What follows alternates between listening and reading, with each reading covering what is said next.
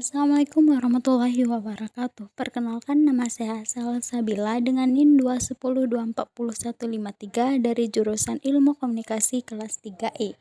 Nah, di sini saya akan menjelaskan tentang teori-teori dalam komunikasi pemasaran.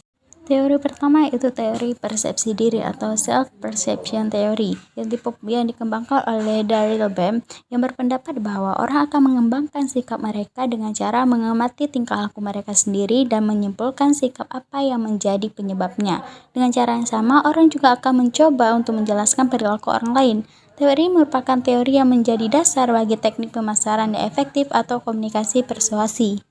Selanjutnya yaitu model kemungkinan elaborasi atau elaboration likelihood model, merupakan salah satu teori proses ganda yang menggambarkan perubahan bentuk sikap.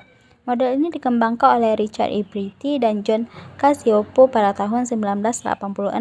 Model ini bertujuan untuk menjelaskan berbagai acara dalam memproses rangsangan, alasan penggunaannya, serta hasilnya pada perubahan sikap.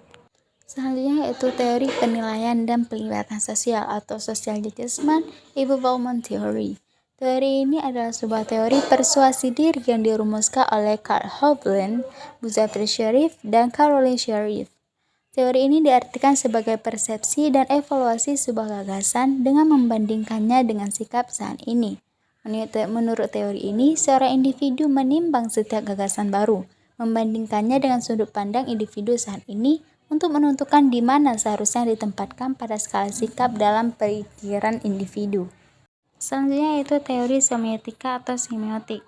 Semiotika adalah studi tentang tanda dan simbol-simbol sebagai elemen-elemen perilaku komunikasi, termasuk analisis sistem komunikasi seperti bahasa, gestur, atau pakaian.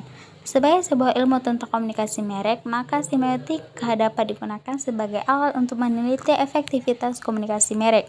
Hal ini dikarenakan semiotika melibatkan studi tentang tren bahasa, budaya, petunjuk nonverbal, norma-norma berperilaku, etika sosial, dan ritual, serta sebagai studi untuk memahami bagaimana berbagai rangsangan sensor dan emosi dari suatu merek berinteraksi dengan setiap target sasaran. Yang terakhir yaitu teori pertukaran atau exchange theory.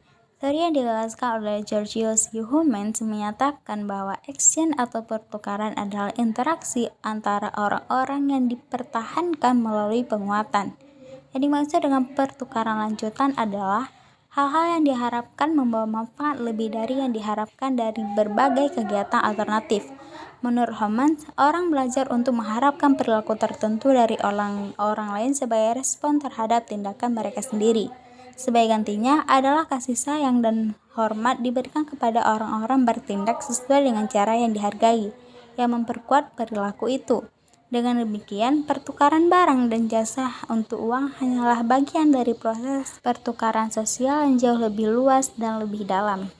Sekian penjelasan saya tentang teori-teori dalam komunikasi pemasaran. Terima kasih dan sampai jumpa pada pembahasan selanjutnya. Assalamualaikum warahmatullahi wabarakatuh.